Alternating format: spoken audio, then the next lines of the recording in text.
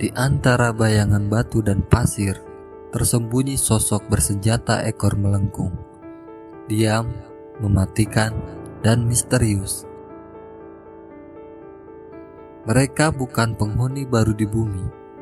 Mereka adalah warisan dari zaman purba. Inilah kisah Kalajengking, makhluk bertahan dari zaman prasejarah yang menyimpan rahasia kehidupan ratusan juta tahun silam.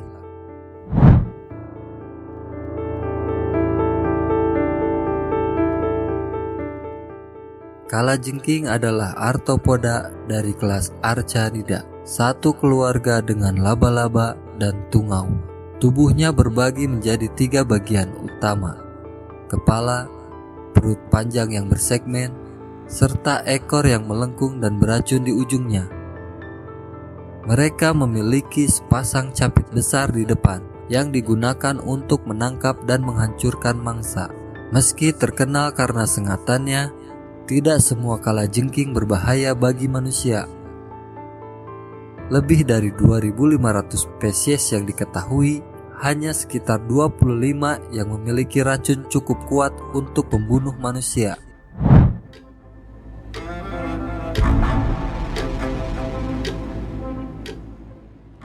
Kalajengking bukan makhluk biasa. Mereka pertama kali muncul di catatan fosil sekitar 430 juta tahun lalu pada era Silur, masa di mana kehidupan masih didominasi oleh laut dan daratan hampir kosong. Menariknya, kalajengking pertama hidup di laut, berukuran jauh lebih besar dari sekarang, beberapa mencapai 1 meter panjangnya. Dikenal sebagai sea scorpion atau Eurypterid, mereka adalah predator laut tangguh yang menjelajahi perairan dangkal purba. Seiring waktu, kalajengking berevolusi untuk hidup di darat, menyesuaikan sistem pernapasan mereka, dan menjadi pemburu darat malam hari.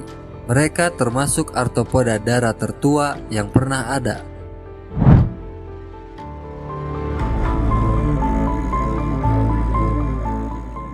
Kalajengking adalah makhluk nokturnal. Mereka keluar saat malam tiba, berburu serangga, laba-laba, dan hewan kecil lainnya. Dalam kegelapan, mereka bergerak diam-diam, meraba mangsanya dengan rambut halus di tubuh dan capit mereka. Saat waktunya tepat, mereka menyergap dan menyengat. Hebatnya, kulit kalajengking bersinar di bawah sinar ultraviolet, sebuah keunikan yang masih belum sepenuhnya dipahami oleh sains, diduga sebagai pelindung dari cahaya matahari ekstrim di zaman purba.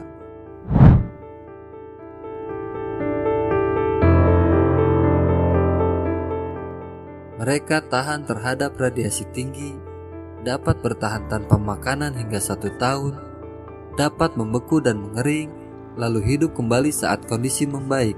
Racunnya mengandung senyawa neurotoksin kompleks yang kini digunakan dalam penelitian medis, termasuk untuk kanker dan penyakit autoimun.